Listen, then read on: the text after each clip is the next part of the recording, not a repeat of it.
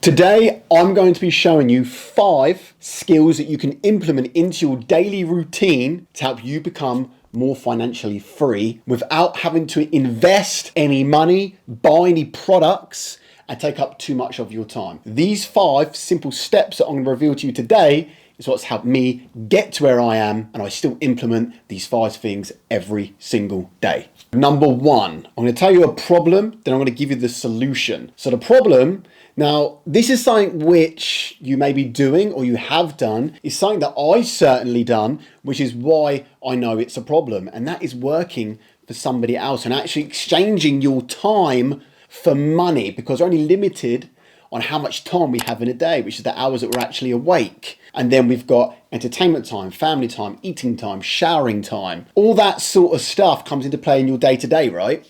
But if you're limited on how much time you can exchange for money, that means you're capped on how much you can earn, which is preventing you from becoming financially free.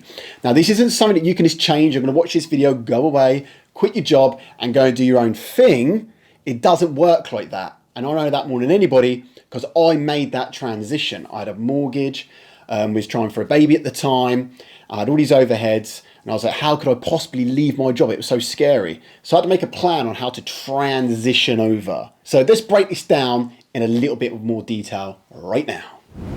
So let's break this down. We want to look at the time element because you don't want to cap yourself, but I'm just going to show you in black and white how easy it is to fall into that trap. So there's 24 hours in one day, as we know. No matter where you are from in the world, we've always got 24 hours in one day. Now, out of that day, there's certain things you all want to do. Your leisure, your downtime, eating, drinking, sleeping, and working. So no matter what, you cannot increase the 24 hours. It's impossible. So let's say this is your working cap for the day. Okay, this is work. This is leisure. And this is sleep.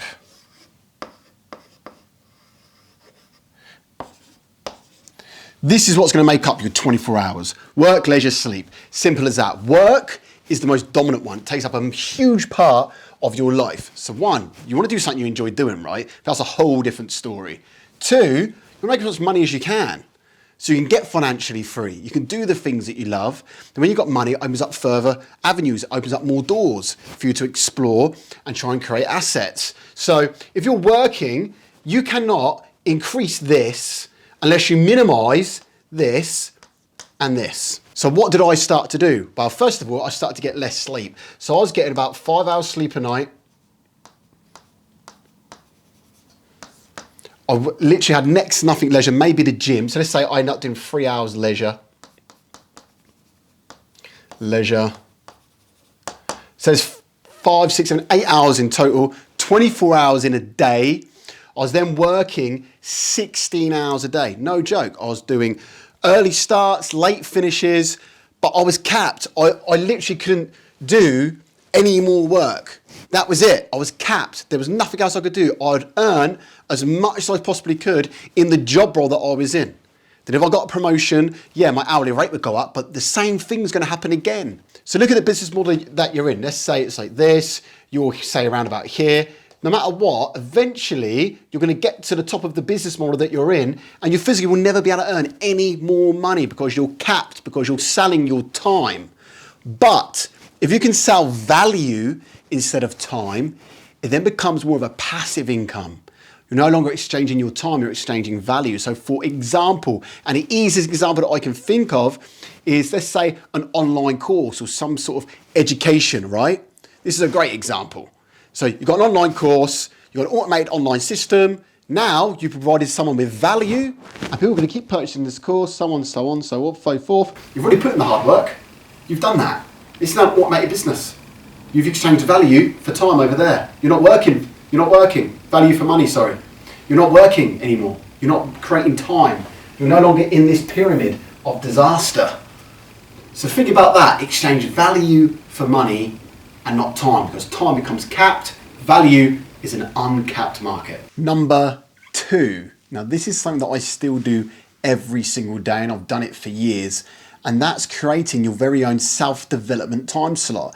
Now this is what I teach all of my students, not hours every single day, it can be 45 minutes to an hour, that's fine, of just self-development, whether that's a project you're working on, you want to read more, you want to recap your day, recap your goals, something which is going to help you continue to develop as a person. So many people just going through the motions, just like I was. I was going to work, going home, maybe go to the gym. And that was it. Every single day I was doing the same thing, same thing, same thing. I was on a line like this.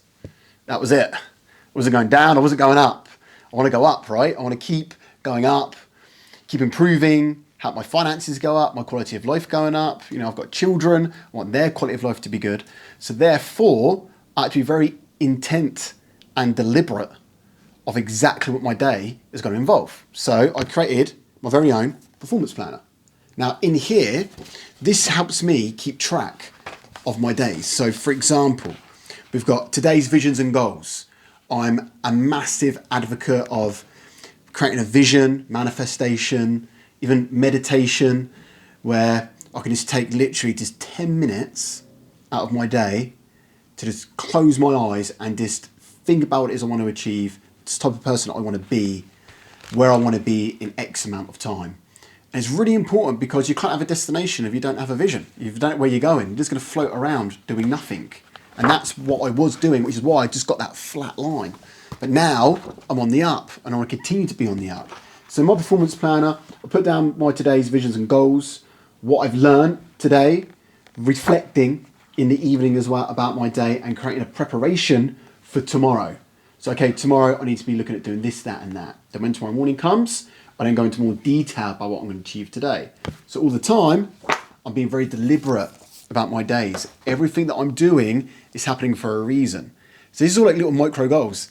And then it adds up to being, you look back over a few years, you're like, wow, I've gone from here to here. Why? Because I was organized. I set aside that little bit of time every single day for self-development.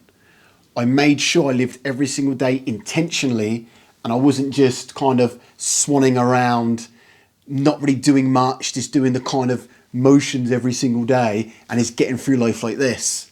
I wanted better, I wanted more. I can imagine so many of you can relate to that, which is why you're watching this channel. So you need to set aside that little tiny time slot every single day. And if you really want it, you will switch off Netflix. You will stop playing that computer game and set aside just 1 hour just to work on you.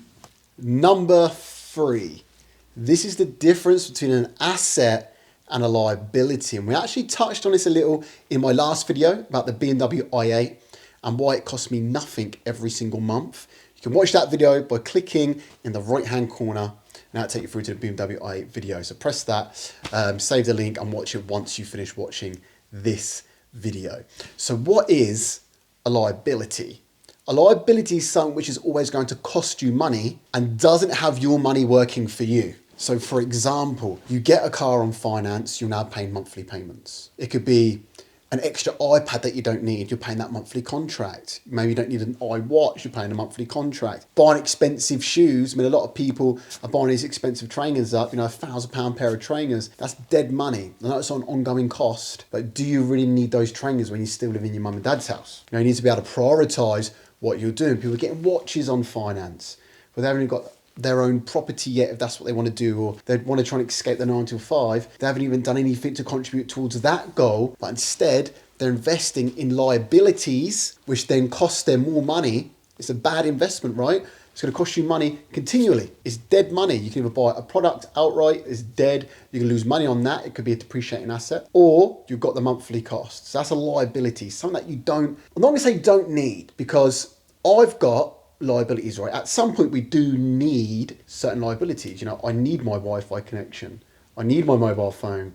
That is an expense every single month, right? But I run my business from them, so I'm making money back. So it is an overhead, but it's covered by my business income, right? By trading, by teaching, educating. Things can be a liability, but you can actually turn them into a positive, just like I explained in the BMW i8 video.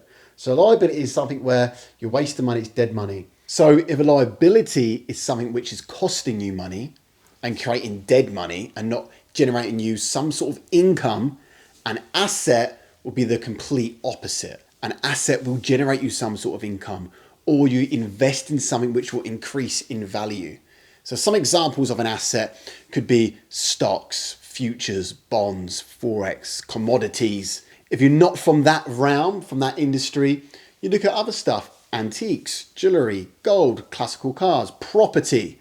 There's so much to look at. A very popular one at the moment is creating some sort of asset, some sort of investment, investing in startup companies, drop shipping, Amazon FBA, online educational services, such as an online course if you're good at something. It's just all little assets that can generate you income you're going to invest your money into. And it's important to look at and be aware of what liabilities you have and what assets that you have. And how I like to do this is when I go into my online banking, I look at my direct debits and standing orders. And I'll just keep a little check on exactly what is coming out on a month-to-month basis and have a look at what's coming in. Very easy to do. And I guarantee if you do that now after this video, you will find a few direct debits, doesn't matter how big or small they are, which you actually don't need or you don't even know you're paying for them. And straight away, that's going to save you some money. So just be very conscious and have a really good think. What assets have I got? What liabilities have I got? Because if we've got more liabilities than assets, what's going to happen? We're going down. Our capital's going down. We don't want that. We want more assets than liabilities. So our assets can cover our cost of living, which means we're not living for free. That's how you become financially free. That's how you enjoy life, because you know you've got all your expenses covered. And that's the position you need to get yourself in. So after this video, just do that one little exercise. Go on your online banking, take a look at your direct debits, your standing orders, and just have a little look through. Go back a month to date and just have a little look through of what's been coming out. And I'll bet you save something. There will be something there, some liability that you do not need. Number 4. Now this rolls on very nicely from asset and liabilities, and that's being very conscious of your monthly expenses, your overheads. Just like a business, that's how you need to look at yourself, like a business.